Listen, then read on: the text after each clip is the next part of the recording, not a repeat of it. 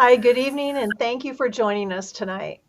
I am Inga Houston, President and CEO of the Dublin Chamber of Commerce. This evening's candidate forum for the Dublin Unified School District is brought to you in partnership with the GFWC Dublin Ceremony Women's Club, moderated by Gina Chanel Wilcox and with the Pleasanton Weekly, and produced by Amos Productions.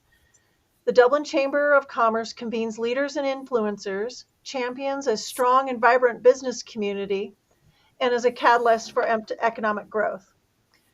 The Dublin Ceremony Women's Club are a vibrant group of women devoted to improving our community who work to support the arts, preserve natural resources, promote education, and stress civic involvement. And this candidate forum is a natural collaboration between the two organizations. I hope this evening's forum provides Dublin residents the opportunity to learn about their candidates for public office in order to make a more informed decision when voting on Tuesday, November 8th. Tonight's program will be available to rewatch on the Dublin Chamber of Commerce and the Pleasanton Weekly's YouTube channels. Without further ado, I would like to turn the program over to Gina Chanel Wilcox, President and Publisher of the Pleasanton Weekly. Thank you for joining us. And thank you for the kind introduction, Inga. We appreciate that the Dublin Chamber of Commerce knows how important it is that the voters hear from the candidates. As Inga said, I'm Gina Chanel Wilcox, President and Publisher of Embarcadero's East Bay Division, which includes the Pleasanton Weekly, DanvilleSanRamon.com, and the newest edition, LivermoreVine.com. And welcome to the candidates. There are 3 open seats on the Dublin Unified School District Board of Trustees. The Area 2 candidate is running unopposed. There are 2 contested races in Areas 3 and 5, with 2 candidates in each. Area 3 is a short-term 2-year seat, and Area 5 is a regular 4-year term. We will hear from 2 candidates, one in each of the contested races. Incumbent William Quo, who was appointed to Area 3 in 2020, and Samir Hakim, who is running for Area 5. All candidates were invited. Quo's opponent is unable to be here tonight, and Hakim's opponent chose not to participate or send a statement. In addition to the Chamber, we want to thank Jody Amos Productions for coordinating the live stream and recording the event, and Dublin San Ramon Women's Club for helping us promote. We have a few questions of our own, or I have a few questions of our own, and some that are variations of reader submission. The candidates, this is very important, the candidates were not given the questions prior to this event. We will start with 2-minute opening statements from each candidate. The candidates will have 90 seconds to respond to questions. A countdown timer will be visible to everyone. Candidates going over the time limit will be alerted and stopped. At the end, each candidate will have 3 minutes for closing statements. And we are going to start with candidate Hakim to give his opening statement first, and then we'll alternate who answers first in the questioning portion. So candidate Hakim. I'm ready. My dear Dublin voters, as you know, my name is Samir Hakim. I have lived in Dublin Area 5 for the past 15 years, since Kolb Elementary School came up and Fallon was a K through 8 from those times. I have a high school senior who has gone through Kolb Elementary and Fallon Middle School, and now he's at Dublin High School. I have served as a volunteer in all of the schools, starting with co-chair, site coach for the site council at Kolb Elementary, and at Fallon, I served on the boundary committee, the LCAP committee, the DOC committee, which eventually became the FMP. It was District Optimization Committee, where we raised questions about the high school and other things that happened. I have always looked at the interest of students first, and I made sure that it was there in all of the committees I was appointed to. I was appointed to the board in 2015, 2016, during which I approved the creation of the second high school. I approved it for a building the school for $252 million. That was only for the building. During my realm, I championed the math curriculum. I championed the vegetarian food for the students, and I made sure a, a balanced homework, especially the mental stress that is caused to student. I took care of that. Fiscal, I believe in fiscal solvency. I lobbied to the state to get funding for our money, which was spent already on building newer schools and which we wanted to use to build more schools. So I lobbied in Sacramento with other trustees on it. Currently, I'm a vice chair for Parks and Community Services, and during the past 4 years, I have built. I have approved a lot of parks which has been built by the city council, and you have seen those nice parks around over here. My priority is to complete building Emerald High School as planned, phase one and phase two, completely as a comprehensive high school. Thank you. I'm I'm sorry. I have to cut you off to give fair time. However, you get 3 minute closing statements. So Thank you. I apologize for that. Candidate Quo. Thank you. My name is William Quell. I've been serving as a trustee in Area 3 since May of last year. I was appointed to the position after my late wife was uh, was killed in a parking lot accident over at Fallon Middle School. I was not I was not thinking about doing board trustee task at all because she was the one that was doing it, and she was very adamant about me staying out of the school board events because she says only one of us needs to be involved. But after that happened, I looked around and I see supporters that supported her and that believed in her, and I told myself and the kids that I need to go ahead and take on this role to finish her term out, if possible, into 2024 and to carry on her legacy.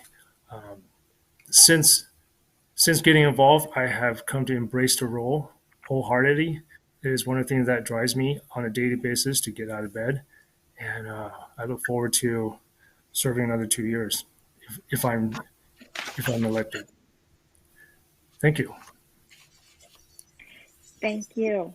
And we'll just start with the questioning portion, 90 seconds. And we're going to go right back to you, Candidate Quo. Um, what are the two most critical issues or challenges facing the district, and how would you address them if elected? In general, I like to say, and I do believe the district is run pretty well. We have excellent schools, we have great teachers, and the administration is doing quite well under the new leadership with Chris Funk. Uh, that said, there are the two things that I would be interested in ensuring would be uh, implicit bias, which is something that the school district is undergoing training right now. And that is something that we are embarking to ensure there's equity in our school district for all the students. And the second one would be along the lines of facilities. Um, we have a couple constructions in progress.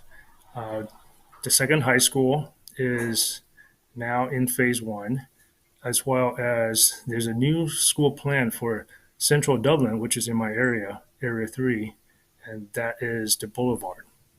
That is scheduled to be a K to 8 school, and these are two new constructions that are happening in the school district.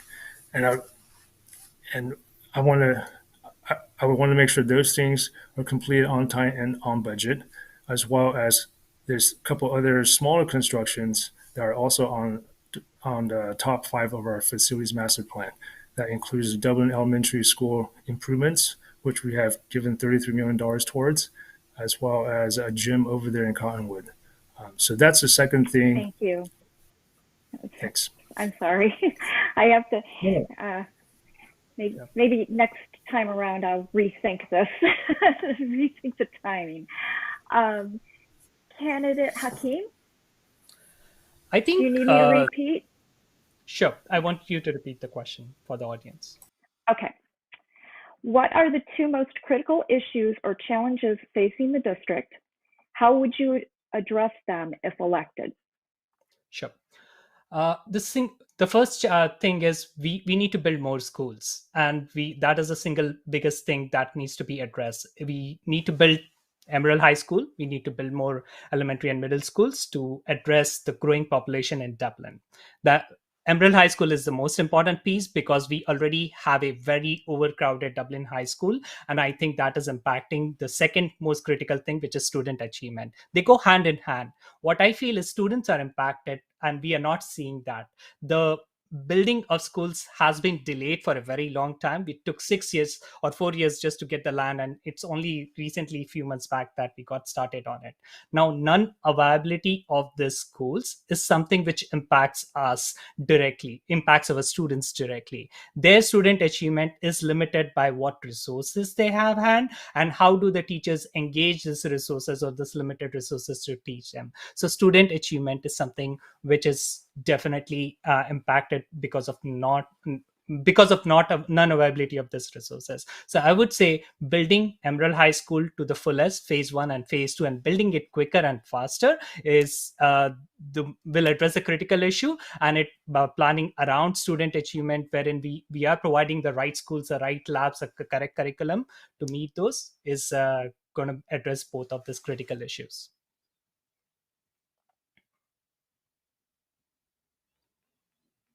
Great, thank you. Sorry about that. Okay, we're going to go right back to you, candidate Hakeem, Sure. with question 2. There is a physical divide in Dublin, the Camp Parks Army Reserve Base, as well as a social divide that is likely to become more prominent with the second high school. What concrete steps would you take to help unite Dublin as a single school district without the east-west split? And what will you do when a priority of your trustee area conflicts with a district-wide objective? Sure. I'll try to address all three of them very quickly. Okay. United we stand, divided we fall. Our ultimate aim is student achievement. And if we are not united, we are not meeting the needs of the student, because division basically causes delays, and delays cause issues to our student achievement. So I would say that, yes, it's a very known thing that there is a East Dublin and a West Dublin divide, but I have always stood for one Dublin. I have tried to unite people. I have tried to make each of us understand that building these schools is most important. I want to bring the West and the East together and building Emerald High School to be one of the best high schools. That vision of making it amongst the best school district gives us that advantage that, hey, we can do something together. The part wherein we are asking ourselves, saying, hey, I represent area 5, and it conflicts with something which impacts Dublin High School overall. I do have to understand how does it impact area 5, and it impacts. I have to bring it to the board, present them the facts, and make a decision together as a team. It's very, very important that the interest of area 5 people are represented, because we had been asking for the second high school for almost 7 years now. I have known this since 2014, and I was on the board 2015, 2016. So I would say that these pieces are very, very important. Even when I was on the board, I brought the trustees together. I was the outside candidate, and I represented unification. So one Dublin, all of us together for our students. Great, thank you. Candidate Quo.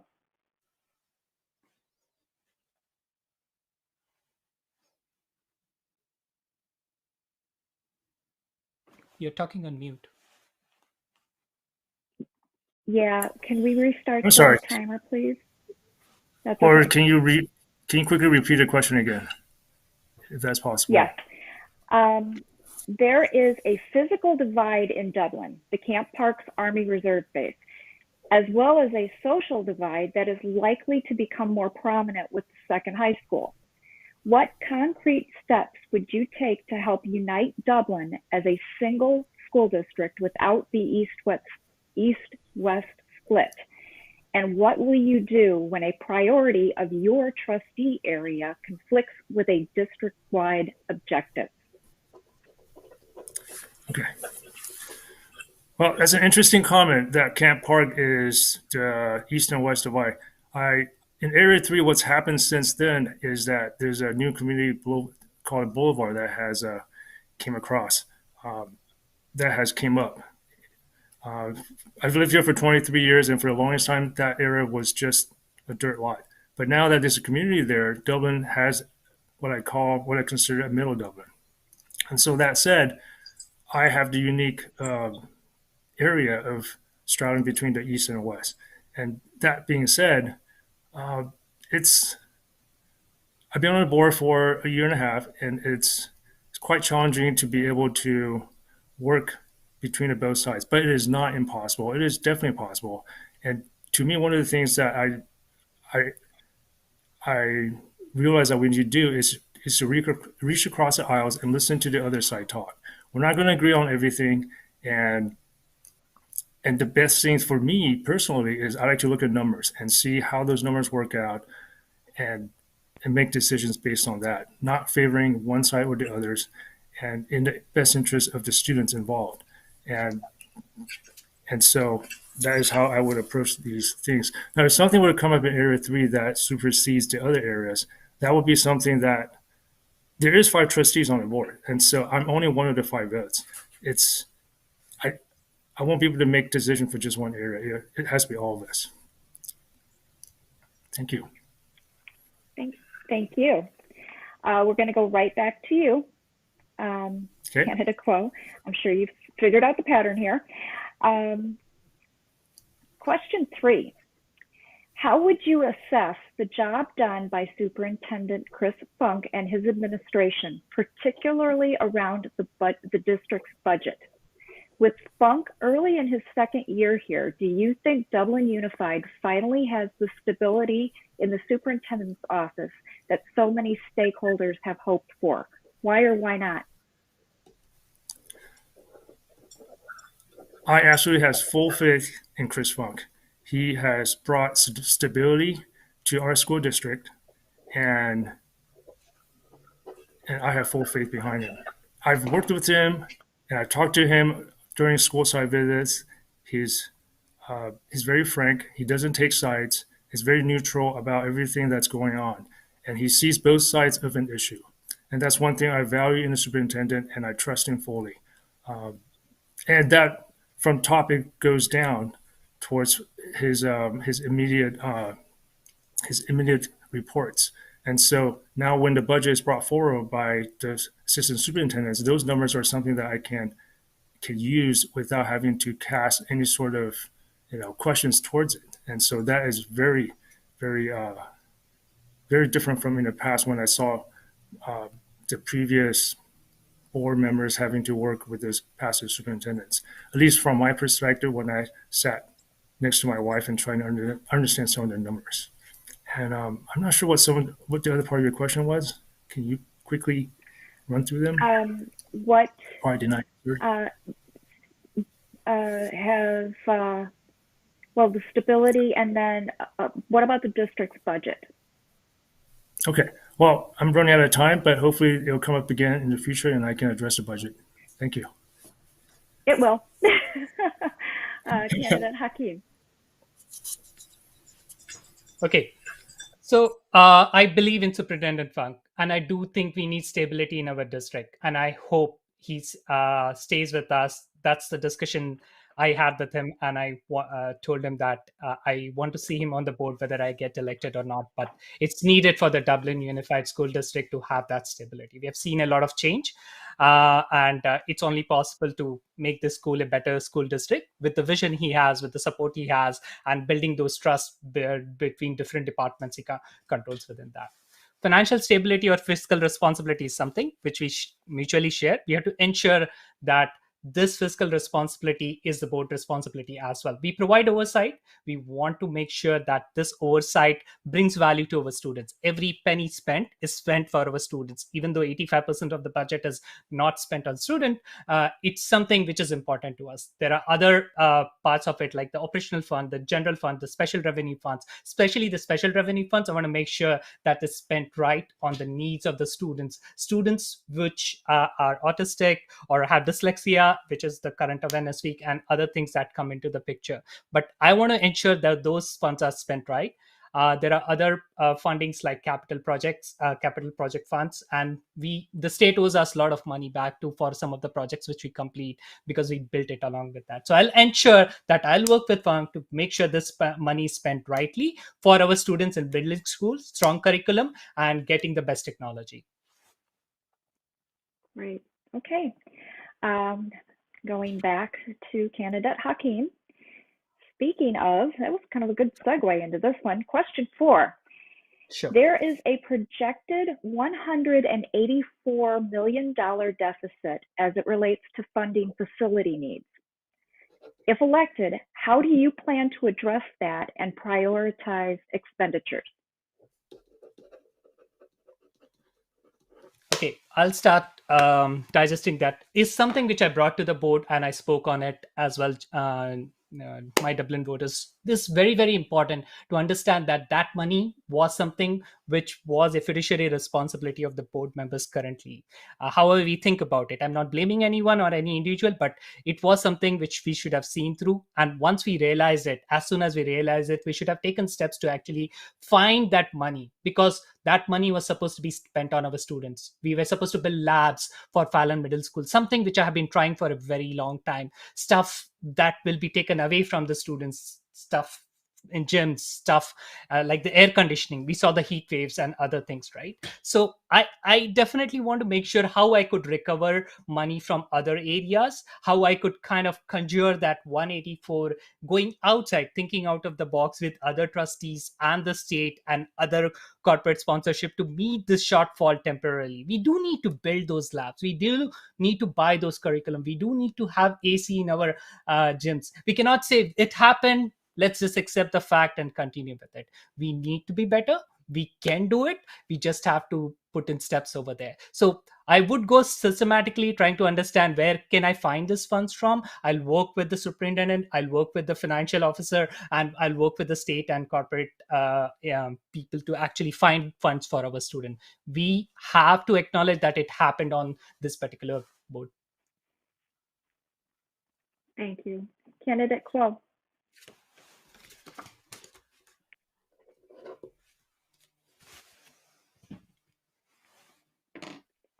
Do you want me to read it again? Oh. Yes, please. Please read it again. I put myself on mute again. I apologize. That's okay. There is a projected $184 million deficit as it relates to funding facility needs. If elected, how do you plan to address that and prioritize expenditures? Thank you. First, I would not characterize it as a shortfall or a deficit. Let me explain a little bit about what the auditor did. The auditor we hired to go over the numbers found that initially back in 2015 and 16, when it was voted on to give funds to the high school, it was slotted at $80 million. And that number kind of stuck through the next 2-3 years in everybody's mind, that the high school only needs $100 million. And so going forward, estimates were also made for the new high school using different percentages. Typically, when you estimate for construction, you use 33% soft cost. Instead, the architects that we hired use 8%. So there are these numbers that were not accurate from the get-go. And so throughout the years, the numbers, you can go listen to the auditor yourself on the board meetings. He says specifically, it seems like the board at that time picked all the projects. Let's do other projects first, and whatever is left over, we'll just throw it there for the high school. And so this project has always been, I wouldn't say neglected, but it wasn't being brought forefront. And because of the because superintendent, we changed over 3 or 4 superintendents over the years, it was easy to miss those numbers. And therefore, when the true numbers came out, when the re-estimate done with 33%, the true numbers came out. Time's up. Thank you. Yeah. Oh, we'll delve into more fiscal stuff later. So going back to you, candidate Quo, how would you characterize the district's current relationship with the teachers union, the Dublin Teachers Association? What can be done to improve and or strengthen that relationship?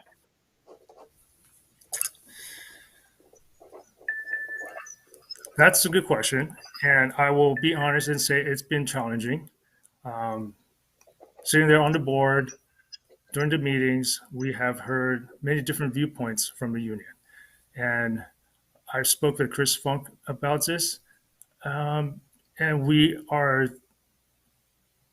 strategizing how we can work better with the DTA. And that could be as simple as having weekly meetings or maybe every other weekly meetings in person to go over different agenda items, different issues, person to person.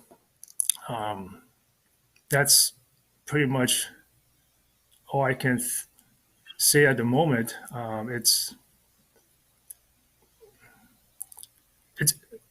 It's been an interesting relationship I've had with the DTA. I reached out to speak with them, and they've offered to talk to me. But I think what was going on, it was during the salary negotiations these past few months. So we did not continue. I did not continue to try to reach out because it would not appear correct for me to be talking to them right during negotiation times. But I can say the relationship. Okay. Right. Thank you. No, what? Go ahead. What were you going to say? Okay. Oh no, that was it. Okay. Candidate Hakeem? For me, please. Okay. How would you characterize the district's current relationship with the teachers union, the Dublin Teachers Association? What can be done to improve and or strengthen that relationship? Okay. Talking about very quickly, I want to correct William Cove when he said that it was approved during 2015, 2016, the 100 million. That wasn't the case. It happened after my election. We approved the school to be built at $252 million. That was the number one thing. And you could go back to my meetings and I have reviewed it myself. Coming back to the teachers, right? Current relationship is still better than what I have seen in the past several years. We have seen a lot of change on the school superintendent especially, and all this change in bench step basically has caused that some kind of rift. We need to bring the teachers together. We invest 85% of our investment in our teachers. I want this investment to work for our students. So that is where something which we should listen or go reach out to our teachers to understand what is it that we could do better for them so that they could invest their time or invest all their resources in our students. So that's the number one thing which I would want to do, is go out, listen to them, hear from them, but at the same time be responsible for what my duties as a board member are. We supervise superintendent fund, and we have to make sure that we empower him in a way that he's able to negotiate the right contracts. The teachers are happy in our school district. We are hiring and retaining the best teachers, and for reasons to keep our student achievement at a higher drive than what we have currently. Okay.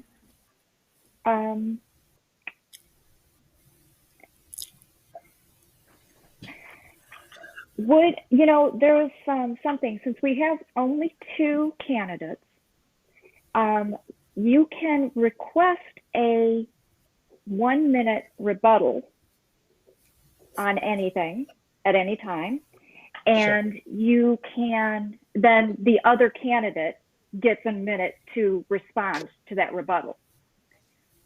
Would either of you like to do a rebuttal on any of the questions so far? I do. Okay. Sure. So on the question which was asked a little while ago, which was about the high school No. What would we do for the $184 million shortfall? I would say that the high school was always approved for $252 million for the building alone. Okay, the land was being searched on based on the land which was being acquired, and based on the current cost of that land, that is what was going to be paid for that land. What happened for that land was something which evolved after I got off the board, and that's not something which is because of me. All the time I wanted a school which is basically which is basically a comprehensive high school, which is something built on 25 to 40 acres of land, and I always wanted to make sure it's a comprehensive high school. I have never uh, shortchanged myself while on the board, and all the rest of the trustees and the community knows that. Thank you. Thank you. Sorry, I threw the timekeeper curve I there. try to be So I within my am messaging. actually, yeah, no, you did fine. But I just wanted to tell the timekeeper that I have a clock going too. So, candidate Quo, Sure, I do you can want to respond to that. respond? Yes. Okay. My main point is it was the estimate, the estimation of the project cost that caused this number to not work out. And because of that, we have to change some of the project parameters. And some of the like to haves are no longer going to be funded for quite some time unless there's some other future funding that comes down the pipe. Uh, but what I state is factual that back then the budget of 80 to $100 million for a high school was something that was used as a mechanism to be able to get measure H on the on the on the election for June of 2000, I believe it was 2018. And so, and plus also in that bond, I don't believe it was very clearly spelled out that money could be used for high school or how much of it could be used for high school. So it was something that was kind of like just, in order to get this bond going, let's make sure that we have some mention of it. And then therefore, my point is that the high, okay, thank you. Thank you. Yep. Sorry. I'm just trying to be fair here. Okay. Thank you. What's that? No, no, I'm fine. Sorry. Oh, okay. I was Okay. looking at the time, Gina. Oh, sorry. We're going to give 2 seconds to the timekeeper to turn it back to 90 seconds. And I think we are to move on to question 6, which would go to candidate Hakeem. Sure. Okay. Studies have shown that the COVID-19 pandemic shutdown of schools and move to online teaching have led to learning loss and have created achievement gaps, particularly for younger students. What interventions or strategies would you suggest to mitigate the learning declines during the last 2 years?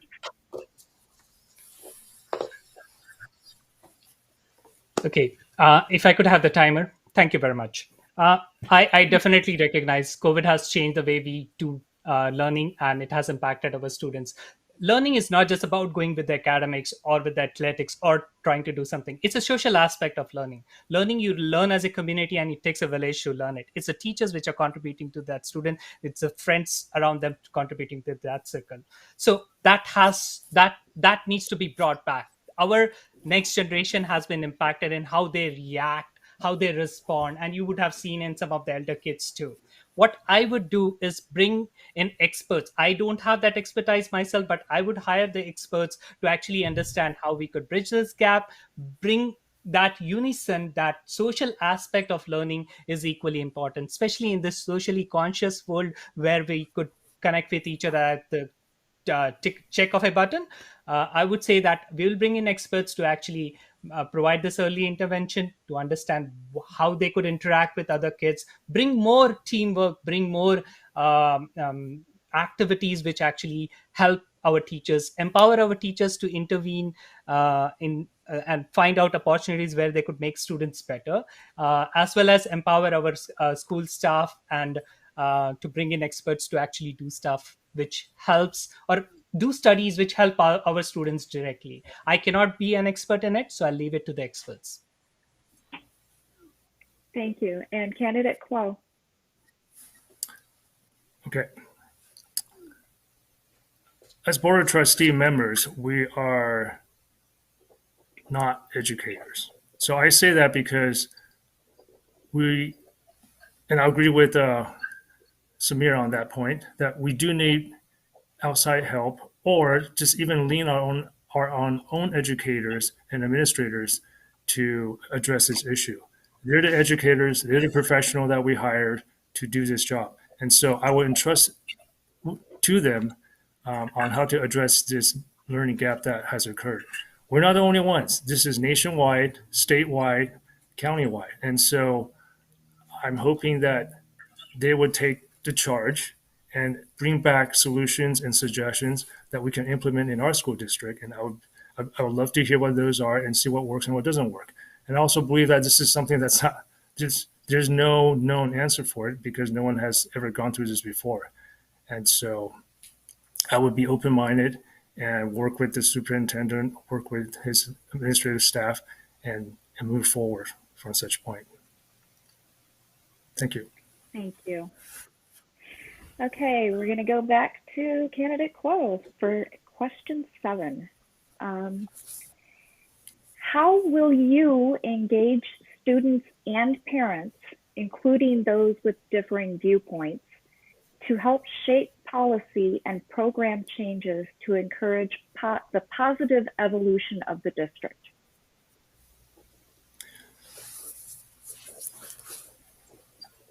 By listening and listening, and then working with the administrators and the teachers on how to best approach these different viewpoints. Each incidence of it occurrence is unique, and again, I'm not going to try to keep saying that I'm not the expert, but I'm not the expert. We are 5 trustees from different professions that come together, and we're elected by voters to oversee the district. And so we're the governance team. That said, we do have quite a bit of influence with our ability to vote. And so I take that responsibility seriously. And before making any decisions, such as the recent boundary redraw, for example, we listen to the community, we listen to the special folks that we put in place to address these issues, and then we make a final decision based on that. And I will continue to do that line of reasoning when there are new, difficult problems that arises. Thank you. Thank you. Candidate Hakeem. Oh, yes.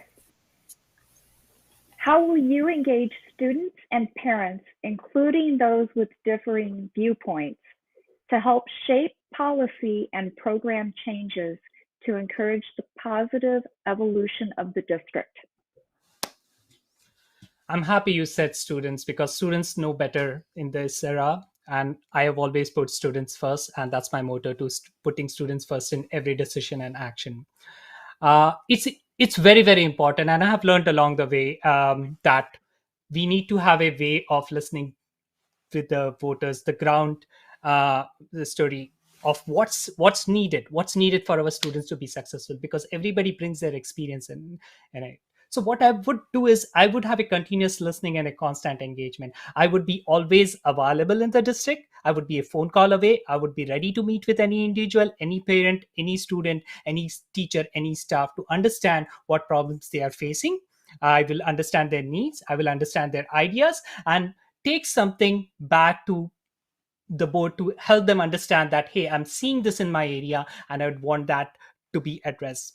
I would also try to understand if it's only a set of students or if it is impacting the whole community, because that's where it gets balanced. But even if it impacts one student, it should be addressed, whether it's related to policy of vaccination, whether it is related to going to school DHS versus Emerald High School, whether it is going to any other choice they need to make for our students. choices should be available to our students, and that could only be possible by continuous listening and constant engagement of our parent and student community along with teachers and staff. Thank you. We are moving on to question 8. Back to candidate Hakeem. Sure. And this question came directly from a reader while he or she was watching a recent school board meeting. How equitable is it to build a pool at Emerald High School when Dublin High School no longer has a pool? And then I'm going to expand upon that. How will you work to ensure equity for all Dublin schools? Can you repeat the last part, please, if you don't mind? I'm expanding on the reader's question. How will you work to ensure equity for all Dublin schools?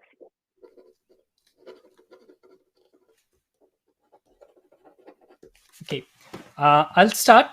I think we should build, because we need more schools, more facilities, more stuff. Even if it's happening for Emerald High School or Dublin High School, I don't think it's a difference. Wherever we built it, we had to start building more schools quicker, faster. We realized that in 2013, 2014, and within 3 years, we built like Cottonwood and Amador and few other schools. It was needed. Okay, and definitely, I don't think because Emerald has it, somebody should not have it. We should look at all options, what the needs of our students are, and how quickly can we build those, where can we get the funds from, and how would we go about building or providing those facilities. Because if something is needed for a student, whether he's at a particular school or another school, shouldn't matter. All students are equal and all students have the same equity. When we talk equity, it is very loaded question, okay, and I cannot answer it in 1 minute, and that's why I wanted to make sure we address it at a later half too. Equity is when a student is not able to reach his potential to the best of his abilities because resources are not available to him at the school level, whether it's the quality of the school, the curriculum, the textbooks, whether he has to commute to that distance, or whether he comes from a different family background or a different level of he's a first generation, or maybe he's an immigrant. Stuff that matters to the student should be taken care of, and that's where we have to start thinking how we can bring equity. It cannot be done by one person, one board member. It has to be all of us together. Okay, thank you. Candidate Quell? It's interesting that you bring that up because I've heard that as well about the swimming pool. If someone were to look at the master plan or the building plan for the second high school, there's no swimming pool. So this illustrates to me that there's wrong information out there, and the district and myself can do a better job of communicating that out, or maybe it was intentionally put out there to mislead people and just tell them different things. For example, I've been hearing from folks that phase 2 is not 100% funded, and which is not true. The phase 2 for the high school is 100% funded, as well as the Boulevard School. Folks have different things that they hear from social media, and it's a challenge for us as a district to be able to get the information out consistently. They might see it in an email, and then a few weeks later, when that email is no longer fresh in their mind, somebody else pops something in social media, and they think that's the truth. Again, there is no pool schedule for the second high school, ever. There's no parking structure. There is no theater. Because of the budget discrepancies, we have to cut out many things. And so that pretty much takes up my time in terms of being able to answer the next part of the question, which is equity, which will have to be another time. Thank you. Well, you have your closing statement, so, and looking at the time, I think I want to do a rebuttal, Gina, if possible. Oh. Gina, I want to do a rebuttal to that. Okay. Sure. Okay, so can I think, the timekeeper... Go ahead, yeah. Sorry. So it's okay, very, very important for people to realize what's true, what's not true. Okay, there are a lot of people talking a lot of things, and it's not correct. Talk to me. Come on my website, www.samirhakim.com. Ask me the questions. I'll be able to take away that flair. What's right, what's wrong, what's happening, what's not happening. Second part is about equity, whether we build a swimming pool or whether we are not building a swimming pool. There might be desires, and we should look at whether there are needs around it. Okay, but one important thing which William put it in, that is like, we're not building the parking, we're not building the theater, and the reason for that is essentially that $180 million shortfall. It's not something which we should not be. All our high school students should have the equity to drive to their high school, because that's the phase when they evolve as socially strong. They reflect their characters, and they do a lot of things which are independence to them and are of value to it. So definitely, all schools, we have, both the schools should have equity in what they provide to the students, and I would look both from the structure, the curriculum, and the program associated with it. Thank you. Candidate Quo? Do you want to rebut the rebuttal? I'll just make a quick comment that based on all the want to haves on that list of projects on the facility master plan, there is no way to do that unless the citizens are willing to go out for another bond. That's one of the things that's there's no other way around it. And so it's not like an unlimited purse where you can just keep holding money out. That just doesn't happen. We just don't have money to be able to do build. And in addition to that, the developer has been able to continue developing Dublin without putting in their share of costs for the schools. And do keep that in mind when we want to just build, because money doesn't grow on trees. I'm sorry. Thank you. Okay, thank you. We have had such good conversation that I don't think we're going to have time for another question because we have 3-minute closing statements, and that's going to take us pretty much up to the end of this. So since we started with candidate Hakeem doing the opening statements, let's start with candidate Quo giving his closing statement. 3 minutes. Sure. As your current incumbent Area 3 trustee, I just want to say that I've truly enjoyed the work for the past year and a half. As a 23-year resident, I'm a longtime resident here, and I've seen the city change. And over the years, the schools got built, more folks moved in, and going back to that point about the East and West, yes, there is a divide that formed. It is unfortunate, but it did happen. And the school district that I'm in right now, I will try to work my best to be able to erase that divide. Is it going to be easy? No, it is not going to be easy.